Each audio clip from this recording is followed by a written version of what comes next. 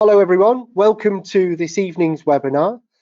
Thank you for joining me. This is our second virtual workshop, and this time we're going to be focusing on glaucoma acquisition. Now, just like our previous workshop, I'm joined by my colleagues Emily Malburn, head of the Marketing Academy team, and Nathan Odell, who's kindly volunteered to be our patient again for this session.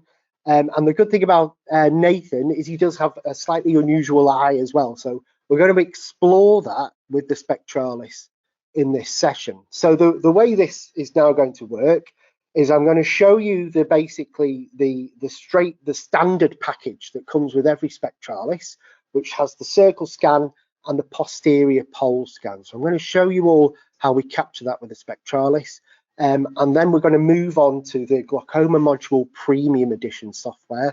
And I'm going to then walk you through the software and all the reports and things that we can generate with the information when we've captured. Now, as always, with all of our webinars, if you have any questions, please type those on whatever device you're using the go-to menu bar. There's a little question mark bubble you can click in if you're using an iPad, or if you're on a PC, again, you'll see it there just on your go-to menu bar. And please keep your questions coming in thick and fast. No question is too silly. Really use this opportunity to ask us anything you can. And like I say, working alongside me tonight is Emily, who will be helping me triage these questions. And what we'll do in between the two parts of this session is I'll read some of those questions out, and we'll see if we can answer those. Okay, so the first thing we're going to do then is we're now going to go straight in, and we're going to start taking some basic glaucoma scans with the Spectralis. Now, before we do, just using the machine itself, there's a few things to remember when you're using a machine like this. Now, of course, patient positioning is absolutely critical, isn't it, for any imaging, but specifically when you're using glaucoma, one of the things you need to be very conscious of is simply where that fixation target is. So as I line up Nathan in a moment, you're going to notice that I may use my finger around here at the side of the Spectralis camera. And the reason why that's a good tip to do is the internal fixation will move over to the side for a nasal fixation, so that the optic nerve's in the middle of the screen. And sometimes a patient won't see that fixation target until you actually get close to the working distance from their eye, and then they'll see the target. So if you use your finger next around the sort of same height as the Heidelberg Engineering logo, when you're on the right eye, it's on their left, and vice versa, then it gives the patient a reference before you actually get them on the camera and actually move in for them to see the fixation target.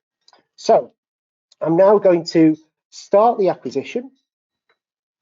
Okay, now what I'll do is, hopefully you can all see the capture screen here. I'm going to first of all move down to the glaucoma button, and as I say, we're going to just choose the standard retinal nerve fiber layer scan. Okay, so that's just this circle scan we can see here. Okay, so now we're ready to take Nathan's image. So I'm just going to line up the table. Are you comfy there, mate? Great. Okay, I'll just lift my visor a little bit there. Okay, so what I'm doing now is I'm just lining up Nathan's eye with the medial canthus marker on the headrest. And now as I move in, my focus really, like we do with all our scan patterns on the Spectralis, is we move into the bright circle, the reflex coming off Nathan's eye. Now, this is the point where I hold my finger up to move Nathan's fixation roughly to where we want it to be, to put his optic nerve in the middle of the screen. So now we've got right in there. We can see two things are happening. We've got a very nice infrared image. I'm just going to lower the exposure with my touchscreen panel there. And we can see the OCT. So I know I'm at the correct depth to get a good OCT image there. And we can see Nathan's optic nerve. Now, crucially, as we do with all our scan patterns, we want to get the focus nice and sharp around Nathan's optic nerve there. Okay. And now I'm just going to lower down the exposure just a touch. And then from this point, this is where we lock Nathan's eye in place by pressing down on the Art button. So I'm going to lock that in place. Now what I do Now that's locked, I could simply drag the circle over Nathan's optic nerve, let the arc build up to 100, and then press acquire. So as quick as that, we've got the circle RNFL scan of Nathan's right eye. So sit back for a second there, Nathan. Okay. We're now going to ask him to put his chin back on again, and this time we'll scan his left eye. So once again, I'll repeat what I just did, and I'm going to move in. I'm going to hold my finger up to the side just so Nathan knows where to look. And then as I get in place, he then sees the internal fixation target. And once again, when I know I'm at the correct depth, again, just lower the exposure a little bit to get rid of some of those oversaturation pixels. And then lock Nathan's optic nerve in again and drag and drop that circle over the optic nerve. And the great thing again here is if he blinks and moves, it doesn't matter because we've used the tracking system to lock Nathan's eye in place. So that's 2 optic nerve head scans done now with just the basic optic nerve head package. Okay, so now what we're going to do, we're going to move to just doing a normal posterior pole scan. So this is what you'd have if you didn't have the glaucoma module. You would have on the glaucoma tab, you would have P-pole and RFL scan patterns. Okay, now what the posterior pole scan is designed to do, it's actually a specifically designed scan pattern to allow us to really measure the ganglion cell layer, the inner plexiform layer itself, and look at the nerve fiber layer as it radiates around the macular area. So it's a specifically designed pattern for doing that. Now, because I'm already on Nathan's eye, I'm just going to leave the camera here. And really what we're looking for in this scan with this central line is we want to just make sure it lines up to the center of Nathan's optic nerve to his fovea. Okay, and the reason for that is we want, as well as we can manually, to just adjust the posterior pole scan to fit with the anatomy of Nathan's eye. Now that's something you have to do manually when you're not using the Premium Edition software, but again, you can see it only takes a moment to do that. So I've got the correct depth, everything's looking good. I'm just going to lower the exposure a little bit, and once again, lock Nathan's eye in place, ask him to just keep staring at that central fixation target. And once again, I'm just steadying the Spectralis as we go through the scan pattern there, all 61 sections of that P-pole scan. Okay, so that's the left eye. I'm just going to swing over to the right eye. And as you see that, what happens is you can see the orientation of the posterior pole scan actually flips now, ready for Nathan's right eye. Okay, so let's keep pushing forwards again. And again, this time it's much easier, isn't it? Because I'm just using a central fixation target there, push right in on the base.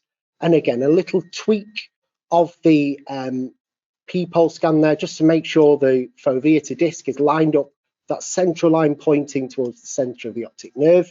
And again, remember, if your patient has a very myopic eye, you might need to rotate this more than we are doing for Nathan here. He's got a fairly normal prescription, Nathan, so we don't actually have to rotate this very much. But like I say, if his eye was very myopic, what you'd see is the actual OCT profile be very tilted in the window. So once again, line up Nathan, lock him in place, and then press the acquire button. And once again, I'm just steadying the device as we go through the capture there to get all those 61 sections. So Nathan, you can sit back for me now. That's great. What I'm going to do now is I'm just going to exit out of my capture screen, and we'll look at the scans we've taken now just to see the kind of information we've captured with that. So there we have Nathan's right and left eye captured with our standard glaucoma package. And as you can see on the actual thumbnails on the right eye, we've got that circle scan around the optic nerve and the posterior pole. So let's dive right in and open up Nathan's right eye circle scan. And this is really the crucial part of analysing and looking at this image. We want to check the quality now of this circle scan. And as we can see on the display here, I can switch between equally sized infrared and the OCT, or I can indeed make the OCT a bit bigger. And as we can see on this circle scan, this is a circle that starts, this is like a Tisnit scan, so from the temporal, this is the start of the scan where this arrow is, as we head up and move around Nathan's optic nerve, we can actually see where we go through these arteries, these larger veins coming out of Nathan's optic nerve, and then back around again through some arteries. And this is on the inferior temporal background again. So it's a circle scan that's pulled out into a horizontal OCT line, okay? And of course, the way everyone views this data when you've just got the first visit is by having a look at the thickness profile against normative data. And the first thing you always want to check before you think about any of the colors or any of the values that you see with these circle scans is, of course, is the segmentation good? And what we're doing here is we're, of course, looking along the contour of the inner limiting membrane, that red line, and that blue line, which should be the base of the retinal nerve fiber layer. Now you can see really clearly how, because we've done 100 art, high resolution, high quality image, the segmentation is very, very good on these circle scans. Another thing to watch out for as well is that we've got that correct fovea to center of disc line. This is called the FODE line. And again, the reason for that is sometimes if you have a tilted optic nerve, a myopic eye, it can be a little bit out that blue line, but most of the time it's fairly reliable, that FODE line. But if you ever do need to edit this blue line, you simply click on that little arrow there that says edit FODE correction line. And with that, you can actually rotate and move in a kind of virtual way Nathan's head. And what I'm doing there, I'm just moving the central point of where the software thinks Nathan's optic nerve head, Nathan's fovea is. Now, the really important thing to remember when you're using OCT like this is OCT can, of course, be sensitive to head rotation.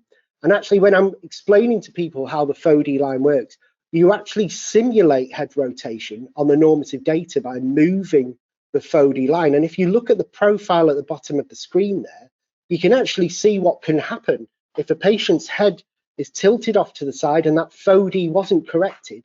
You can actually move that profile into false borderline or outside normal limit levels of the normative data. So it's actually very important that you always have a little glance at that FODE line. And if you want to change it and save it, you can just press the little floppy disk icon next to it and see that there. So there, I've got good segmentation. So now I've got a good idea that Nathan's normative data is actually going to be correct for him. Now, the thing to remember is the database we're using here. This is a European descent, Caucasian database. So just bear that in mind when you're ever looking at the colors and the information it's telling you here. If that doesn't line up with your patient, then maybe you should take some of those colors with a pinch of salt. And that's really why OCT isn't all about normative data. It's all about repeatability. That's really the crux of this technology. So what we're seeing on the bottom of the screen there is we have this colored pie on the left. That's, of course, giving us a color in each sector around Nathan's optic nerve layer from this 3.5 millimeter RNFL scan. And the number in those sector is telling us how far away he is from the normative database. So, for example, here on the temporal superior, that's telling me Nathan is 115, but the average in that area on the database is actually 136, okay? And as we work our way around the clock, you can see the difference between Nathan and the normative database. Now, if you add all those up, that's what the G value is in the middle. That's the global amount of retinal nerve fiber layer. And as you can see globally, Nathan is a little bit thin with this eye. So he's got 80 in there, which is down, you know, like 18 microns global nerve fiber layer away from the normative data. So that's why there's a yellow warning on Nathan's profile. And that just means he's deviating down from the normative data. So again, the danger with normative data, that doesn't mean Nathan's got glaucoma straight away, because the first thing you would do when you do have any patterns like that is you move to the other eye. So let's look at Nathan's left eye now as well. And in this eye, again, actually, we can still see global values, but he's also got a bit of a temporal superior loss there that's actually knocking him down to the very lower end of the normative data. Now, We already know about that from Nathan, but this is what we're looking at. It's around this area here.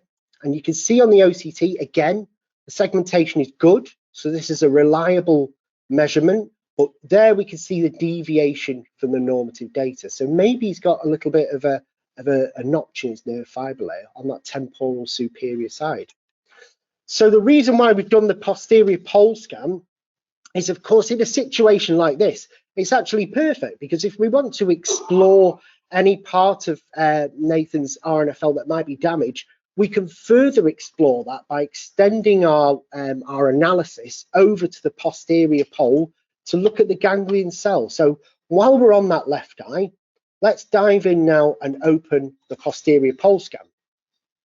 Now, the way the software works from a glaucoma point of view, you do actually get, like you do on all our other scans, you have the display with the OCT in it. We have almost like the normal macular thickness profile here. We have the thickness map, which again is very much like a macular scan. But then what I want to draw your attention to now is the difference when we flick from a thickness map to a posterior pole, because posterior pole with a posterior pole scan is really the specified glaucoma tab. So if I click on that now, what you're going to see is an intensified version of Nathan's retina. And what the posterior pole scan does is it basically just changes the scale that we look at the optic nerve head with. So there we go. What I'm going to do now, I'm going to flick backwards and forwards between the thickness map and the posterior pole. Now, hopefully you can now understand what I'm talking about. This is the change in the scale that's giving us this more intense look to the structures of Nathan's eye. And what we also get with the posterior pole tab is we get this hemisphere asymmetry map.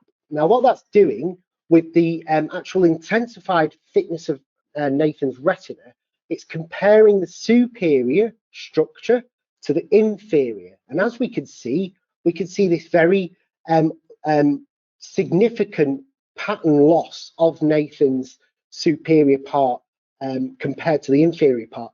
But there's also another thing going on here. It's not just some slight thinning we could see of the nerve fiber structure. As you can see on Nathan's left eye, on the inferior, he actually has two very large veins going through these quadrants. So that's why that pattern looks so dark there. This is the significant difference, not just between a little bit of the nerve fiber layer structure, but also the difference in these blood vessels in Nathan's retina. So one of the things we can also do is to look at the ganglion cell layer itself. Now, unless you've segmented all layers, you won't see this. So the posterior pole scan allows you to look at just the ganglion cell layer itself. So what we can see on Nathan's ganglion cell, when I choose that from the drop-down menu, is he's still got a fairly complete ganglion cell. If anything, maybe there's a little bit of slight thinning on that superior notch there, but again, it's only very, very subtle. This is generally what we want to see with a ganglion cell segmentation from a P-pole scan.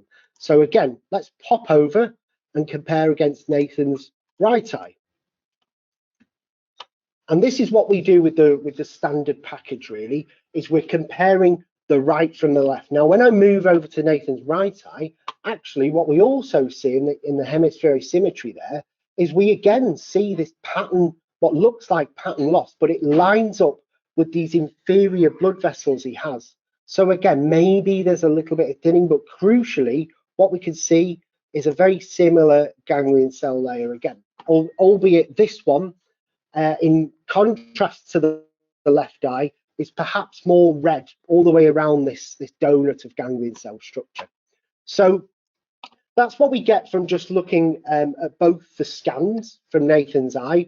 But what I want to do is just go through some of the reports we can generate. So if I just go to our normal RNFL scan, and I'll talk you through some of these, we could do an RNFL single exam report. OCT overview just kind of gives you this image just with the OCT pattern and what the infrared looks like. But the RNFL single exam report gives you a bit more information now. But you can see that this report is actually designed to include both eyes. So what we could do if we wanted to include both eyes is I can hold down control. This is HEYEX 2. It's exactly the same if you're using HEYEX 1. And with 2 images selected, and if I go to print and then preview again, now I can fill in my 2 optic nerve head scans because I've selected those 2 thumbnails. And what's great about this is you can see all that data lined up on the screen there. And we also get this asymmetry map as well. So that tells you the difference between both eyes in micron values there. So you can see where there's the difference between Nathan's left eye and his right eye. Okay. Now, if I select 2 of the same scans from the right eye, again, that changes my options a little bit more. We can now do a posterior pole assessment. So if I just preview that again, this is again just an extension of what we're doing by combining both the P-pole scan and the actual RNFL scan on the screen on one report for just the same eye. And again, we can have this RNFL and asymmetry analysis. So again, if I preview that, you can see that that also includes the hemisphere asymmetry map with that posterior pole scan as well. So there's quite a lot you can do with just the basic package here. What we can also do as well is highlight all of those together to produce an asymmetry map between both eyes with the posterior pole as well. So let's go to print on the 2 P-pole scans.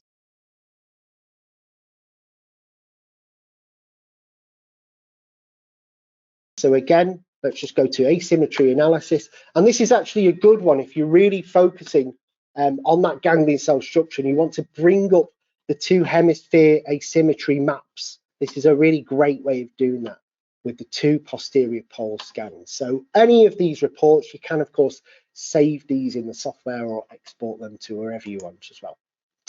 Okay, so the most important thing when it comes to glaucoma, like we do with pretty much, well, with all of our Heidelberg scans, is of course set reference. Okay, so really importantly, almost like a knee-jerk thing, we always want to go to progression, set reference, progression, set reference, and that's what we have to do with the standard package here. So again, what I've done now is I've just set a reference on all of Nathan's optic nerves. So let's now pretend Nathan's come back again, and we're going to follow up and do his subsequent scans. So I'm just going to flick over now to the software, and we'll turn on the machine. Now, when I go back into OCT again, because I've set a reference, this follow-up button, like it is whenever we set a reference, will now be able to be clicked on. And when I click on it, here I can see on Nathan's right eye, our first scans we did. So there's the RNFL circle, and then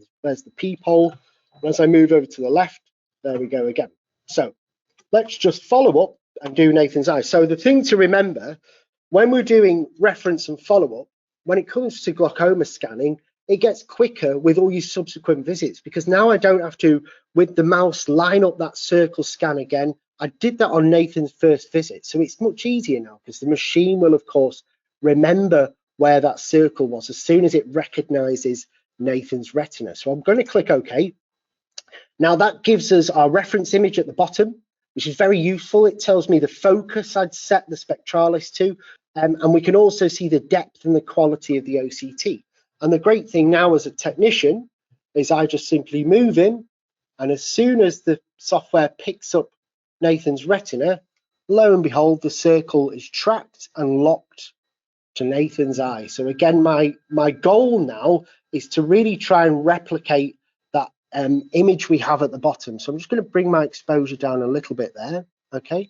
Now, one of the things to watch out for is if I move my the base too much, if I'm off-centered, can you see how that changes the RNFL profile? So this is what's also really important in doing follow-up scans, is you want to replicate that bottom image as close as you possibly can. So I might just dial it up a little bit more there. And if as soon as I'm happy, I'm going to lock Nathan in, let it build to 100, take the image. Okay, so that's his follow-up done from the circle scan. And as you can see, we now have a green tick where I've done that scan there. I'm going to flick over now and go to a posterior pole. And for Nathan, the fixation flicks right to the middle. Once again, I'm going to maybe just change my focus a little bit because we're on Nathan's P-pole now, just to line up with the reference image. Thanks, Nathan. I'm just going to push in And again, if I need to, slight left-right correction with the joystick just to make sure that profile matches the original one. And this time we'll lock in and do the acquisition. Now, if Nathan blinks, coughs, of course, none of this matters as we're using the tracking from the Spectralis there. Wonderful. Okay, so that's Nathan's right eye done. Follow up.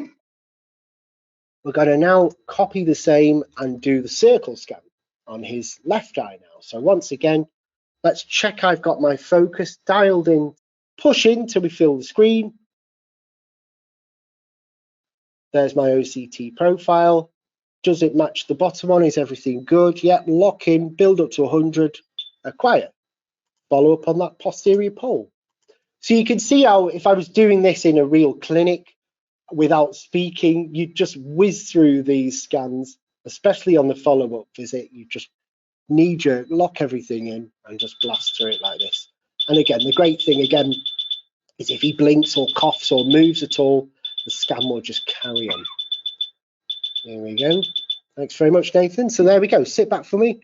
Great. So that's the scans done as a follow-up now. So I'm just going to escape out of here. Now, of course, as I mentioned, the real true power of OCT comes in the repeatability in the follow-up.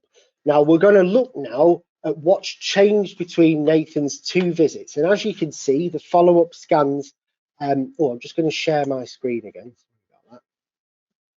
Okay, so hopefully you can now see my screen and you'll notice that the icons have changed slightly now. So we can see Nathan's follow-up scans have this little logo of the stack of paper with a yellow page in the middle. That means these are follow-up scans. So any of you that are watching tonight and maybe review glaucoma scans on the OCT, it's very important to watch out for that, because if someone hasn't set the reference properly, you can't subsequently do it on the software. It has to be captured as a follow-up scan. But I've done the right thing here.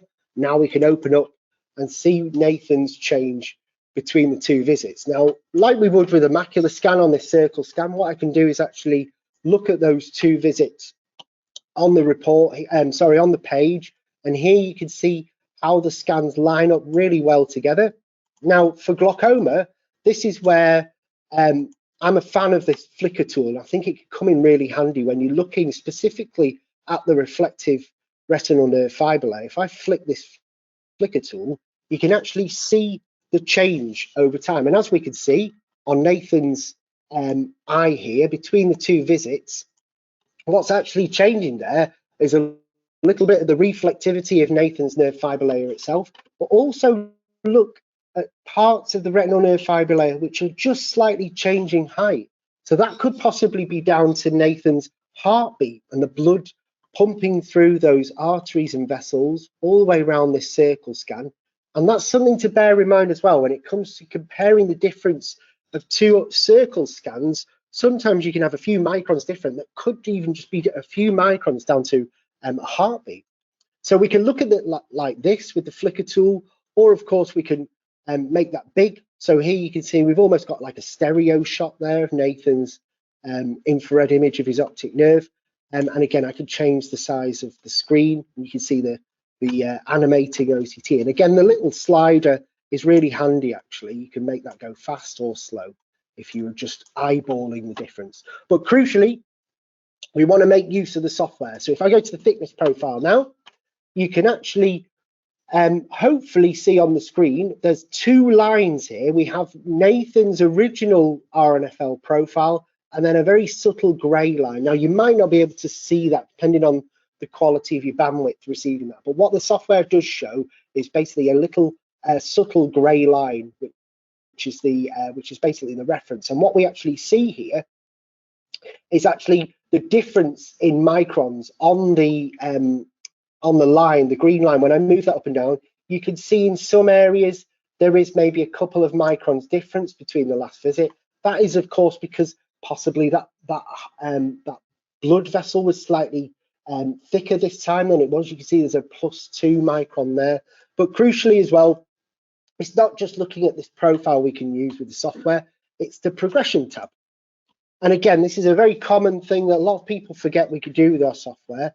And And what we can do with our software is actually, rather than just look at that global value, which it defaults to, we can actually work our way around the clock of our different segmented areas. So here we can see the temporal superior, temporal. You can see it's because this grey icon in the bottom right corner is actually a button.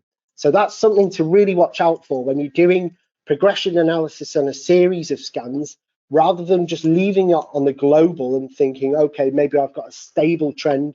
It might be masking a more steeper trend of loss in another area. Now, what the software will do is it won't give you that trend until you've actually got 4 visits, 4 follow-up scans put together.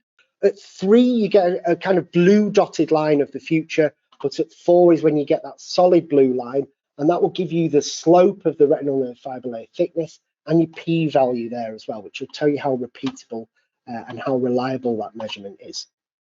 So the thing we could also do here is we can also look at the actual different reports we can do with different visits. So if I just go to trend report exams there and press preview on that, now what we can actually see in great detail is the difference between the 2 scans on Nathan's eye. Now, when it comes to OCT devices, the crucial thing to remember is the repeatability, because it's no good having an OCT which might have a variance of 20 or 30 microns. It'd be much more difficult to spot very subtle nerve fiber layer changes. And as you can see between the 2 scans here, we literally have a 1 or 2 micron change. So likewise with the posterior pole scan, we can click on this and now look at the follow-up. Again, like we would with a macular scan, we can see the difference like we just did with the circle scan, and we can animate the 2 maculars. But of course, with this scan, we're focusing on that ganglion cell layer and the inner plexiform layer. So again, looking for that change, just looking at an OCT scan might be quite a challenge. So this is where we can really use the software to our advantage. So once again, I'm going to click on posterior pole now. And what the posterior pole will show us is this really useful reference and then follow-up image. Now, it does the same for thickness maps, because a lot of medical retina specialists use it in this way to see the change in thickness over time. But specifically with posterior pole, we're using not only the enhanced color map, but we're also using the hemisphere asymmetry map as well. And you can see what we've got here is the 2 hemisphere asymmetry maps next to the enhanced thickness scales. And then at the bottom there, you actually have a change map. Now, this also has arrows on it, because what you can actually do is change the intensity of that. So if you were looking for a change, clicking that up and down can really help you highlight and see change. And again, that would color correlate to the scale you've got on the side. So a loss would be a green on this thickness change map. A loss would be a red, and a green would be a thickness change on this posterior pole scan. So that's all the information we can get by doing a circle scan and a posterior pole scan. What we're going to do now is we're now going to move to the Glaucoma Module Premium Edition, and I'll show you the big differences in that between our standard package, which you've already seen me do, and the GMP, the Glaucoma Module Premium Edition. So we'll go back into capture for Nathan again, go to start. So once again, same story really. We're still going to line up Nathan in the same way, where I can use my finger just to set his fixation off to the side. However, it's going to be a little bit different now. So we're going to go into OCT. And as you can see from the drop-down menu, on the glaucoma on this Spectralis, it's been enabled already with the Premium Edition. And the way you can tell that is it's got different buttons now on the glaucoma tab. Now, you might not be able to see these on your screen when you're looking at these, but on each of these icons here, we have optic nerve head radial circumpapillary. That's what ONHRC stands for. But on this little icon, it has APS in the top right corner, and it has the same for posterior pole horizontal and posterior pole vertical. Now, APS stands for anatomic positioning system, and when a patient's very new, well, when they're having their first GMP scan, before we take the actual OCT, we actually have to set the APS. And what that means is we need to confirm to the software where the fovea center is and where the actual optic nerve head is. And what it then does is it allows us to calculate the opening of Bruch's membrane. Now, as I mentioned before, in answer to that question, if Nathan did have a very long eye or even a hyperopic eye, this is where we can change that on the OCT control tab. Is where you have this little eye. It defaults to a medium length eye. Here you can see we've got small, so that would be for a hyperopic eye. Medium fits most people, and then large. Roughly, I'd probably say, you know, getting down to like maybe like -7 or 8 and beyond is a long eye, and an extra long is anything longer than that. I'm sure people will argue with me on those values, but really it's a matter of playing around with the eye length button to suit your patient if you are dealing with a very long myopic eye. But we know Nathan's still fairly normal from an eye length point of view, so we're going to dive in now and do his first scan of the optic nerve head. Now, when I click on this, like I say, it's not going to go into the scan. It's step 1 of 4 of the anatomic positioning system. So what we do here is we need to detect Nathan's fovea. Now, whenever I see new people using this, the temptation is to line up that white circle behind the crosshairs. Of course, we don't want to do that, okay? We still want to just move in and keep that retinal reflex right in the center of the screen. But again, I'm using my finger just to offset Nathan's fixation a little bit. And as I move in, he'll hopefully see that fixation target. And you can see he's looking at it because I move in, lower down the intensity a little bit there. You can see actually under those crosshairs isn't the optic nerve, is it? It's the actual fovea. And you might not be able to see it on your screen, but where these red crosshairs are, it actually says fovea there. So what I want to do is line Nathan's eye up so that these crosshairs are actually perfectly over Nathan's fovea. So if what you're actually seeing on the screen on the right now is a combination of the vertical and the horizontal scan. So that's why the bottom one has kind of halfway black, because as you can see on the infrared image, half of that horizontal scan is actually dropping off there, isn't it, on the temporal side. So what I can do is if I wanted to, I can just fine tune that just to make sure the fovea is lined up. What you're looking for is sometimes this little bright umbo reflex you get right in the center of the fovea. You can line that up with the lines. And if I'm happy with that, I can just press Start Fovea Detection. Now, it depends on the Spectralis you have. You can actually do this with the trigger on the joystick as well, but I'm going to show you with the mouse. So what the software is doing now, it's just saying, is this definitely the fovea? And as I can see, the little umbo reflex lines up there on both the vertical and horizontal. I'm going to confirm that. Now it's going to pop over to Nathan's optic nerve. And once again, we're going to try and detect the opening of Bruch's membrane now. If I click Start BMO Detection, again, it's now going to just ask me to confirm where Bruch's membrane opening is. And as you can hopefully see on the screen, I can move these blue lines a little bit just so they line up perfectly with the opening of Nathan's Bruch's membrane. Now, one of the things to watch out for when you're doing this is if you do have a patient with peripapillary atrophy, PPA, it can be a bit more tricky because you're looking for the reflectivity of that Bruch's membrane opening when that terminates as the nerve fiber layer bends over it and heads back to the brain. But again, I've talked over that. Normally you just whiz through those 4 steps. Once again, confirm Bruch's membrane. And now I have done, this software now has Nathan's anatomy really well lined in, programmed into it. So maybe you can see that a little bit. What Nathan's doing there is just slightly moving his head. And what we could actually see on the screen now is the software is moving with him. The anatomy is locked in.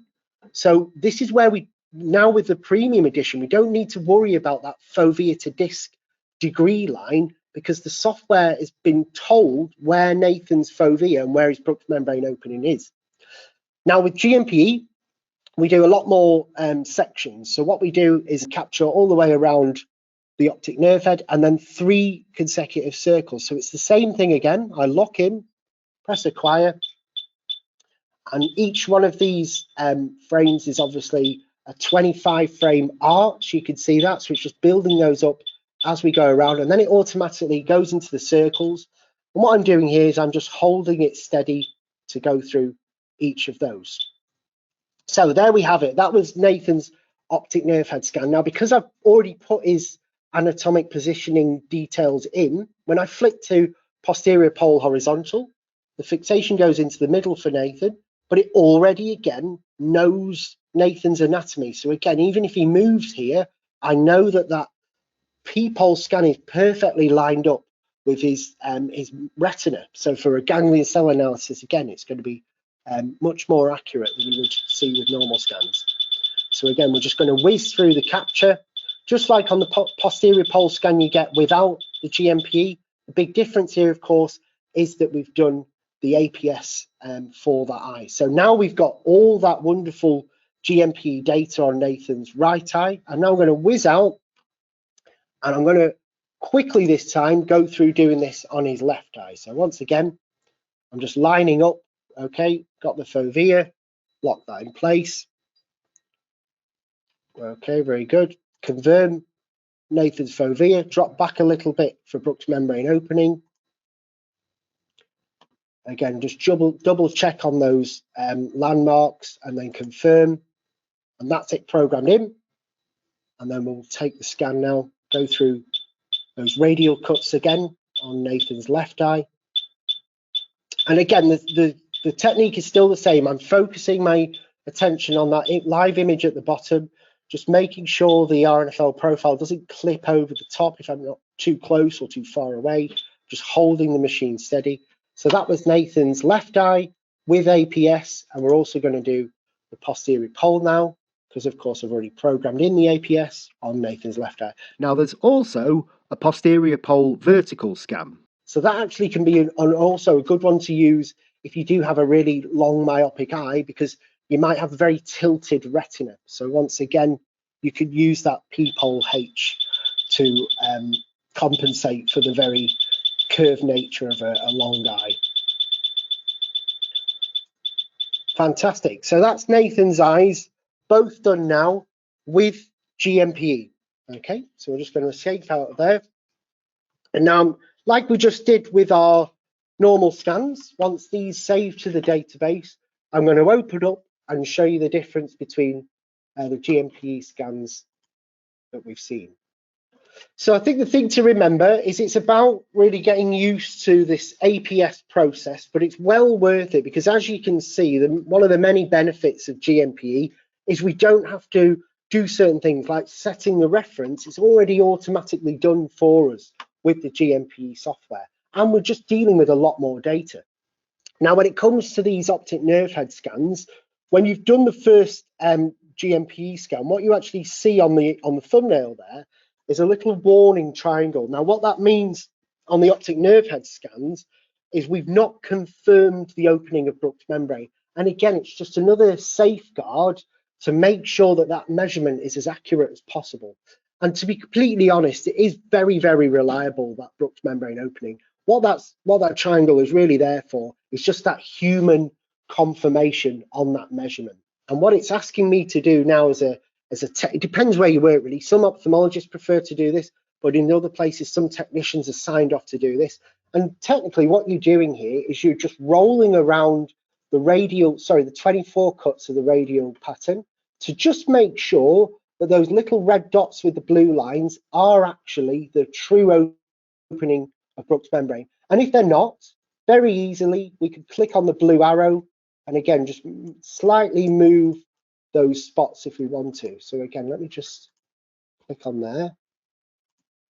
And again, what the mouse does is it changes to a different icon next to my pointer and allows me to just reposition that Bruch's membrane open if I wanted to. And again, once I've done that all the way around, just press confirm. And depending on the software, if you're using HEYEX, it will actually ask you to put your initials in on that confirm. But with HEYEX 2, because we're logged in as a user, it will tag the confirmation as that user.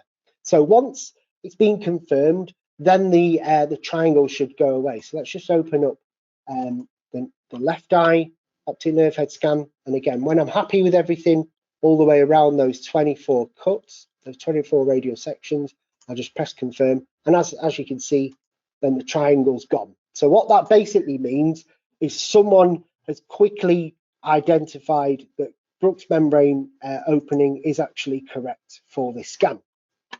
So when it comes to analysing these scans, we've now got a lot more information, haven't we? Because we've taken a lot more measurements. So once again, starting on display, we can do the same thing again, where we can see the large infrared with the OCT. And again, to just roll through all those, I'm just moving my roller wheel on my mouse.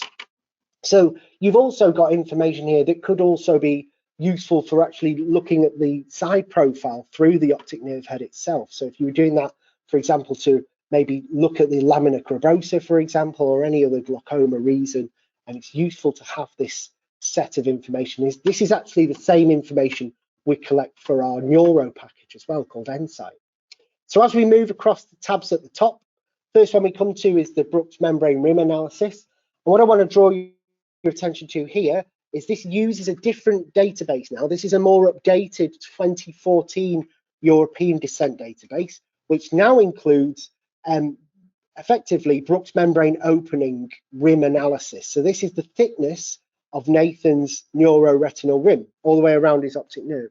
And the difference here, of course, is the percent, instead of a number of the normative database, and then you've got it in your head, calculate the difference, we now have a percentile of where Nathan lives on the normative data. And as you can see on this right eye of his, he's actually, again, globally thin, but again, in the sort of bottom percentiles, and that's why we've got that borderline measurement from a rim analysis point of view.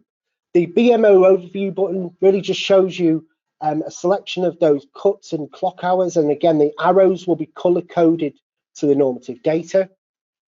But with the RNFL thickness, we also have 3 rings to contend with now, but with the process is still the same with GMP. We're still looking to check the segmentation, but what's really handy, another great thing about GMP, is you actually get this area measurement of the optic nerve head, albeit this time with the area of Bruch's membrane opening. And again, forgive me if you can't see that on the screen, but in little letters on the infrared image in the bottom right, actually says Bruch's membrane opening area. So here you can see Nathan's got a 1.75 square millimeter sized Bruch's membrane opening. So from an OCT point of view, that's an extremely accurate and repeatable measurement of the optic nerve. Now, when it comes to GMP progression, again, the thing to watch out for is, of course, this button does, of course, allow us to move around the clock hours, but crucially, you've also got 4 buttons at the bottom here. It starts by default with the minimum rim width measurement. Again, you can move around the clock to look at that in different areas, but then we've also got the 3 buttons for the 3 different sizes of the retinal nerve fiber layer rings. So there's the 3.5 mil, the 4.1 and the 4.7. So again, it's just an extension of what we've done with the Premium Edition software. Now, when it comes to the posterior pole with GMPE, there's a new addition to the software. So if you don't have this at the moment, it probably is because you need to get your software updated. So that's something you need to get in touch with us about, and we could help IT roll out that software update by providing them with a download link. And basically, it's the same as what you've already seen me do with the standard package, where we go straight to the posterior pole tab. Gives us the same information as we get with the hemispheric symmetry, except the big difference with GMP is, of course, we have this extra tab of the deviation map. But like I say, this is really with the up-to-date versions of the software. And what deviation map is really giving us now is it's really completing the circle of analysis when it comes to glaucoma with GMP, because now we actually have normative data of the actual macula of the posterior pole. So what we can see here is we've got 4 different buttons. We can look at the normative data of the retina thickness map, and we can again see this slightly different shape for the different areas from this. This isn't a classic EDTRS. This is a specially created pattern to look at the area of normative data comparison on the macula around the fovea there. But I can also specify the retinal nerve fiber layer thickness, the ganglion cell layer, and the inner plexiform as well. And again, you can see on Nathan's there, against the normative data, this little patch here of just a little bit of thinning on the inferior, and you can see how that ties up to the pi at the bottom, but it's still within normal limits. So it's not enough in those sectors to trigger the color change. But again, that might be an area we want to just keep an eye on for Nathan. And what's very important as well is we can single out the inner plexiform layer from the ganglion cell layer. So one of the other new things we've included is not only can we do a lot more reports with GMPE, but we can also do a hood glaucoma report. Now, again, I don't really have time to go through every single report, but you can see from the titles there, similar to what we had on the other scans, but albeit this time with a lot more data we've captured with the premium edition. But the one thing that stands out against the other reports here is we actually have the hood report. Now, if I click on that and show you what that looks like, again, with the updated software, what you should actually see is the normative data on this field view screen you can see here. But on this one, we've just got the thickness information. So here you can see the hood report. And what the hood is effectively doing is giving us an idea of what Nathan's visual field might be like based on the thickness of the OCT. Now, again, this can be controversial in some circles at the moment. Within this box, we have a 24-2 pattern at the top and a 10-2 pattern at the bottom. But like I say, hood is still relatively a new thing to our platform and still being discussed, but it's one of the many things that we now get available with the GMP software. Okay, well, hopefully you all found that useful. As always, if you need any more assistance or help, myself and the Academy team, we often put on case study workshops. So if any of you are clinicians or the clinicians you work for would like to have like a case study session where we look at those, we can always set those up for any of you via a webinar. Like I've done quite a lot of these over the kind of lockdown period. So these have actually proven really successful and handy. So once again, thank you very much for joining us, and I hope to see you next time. Thank you.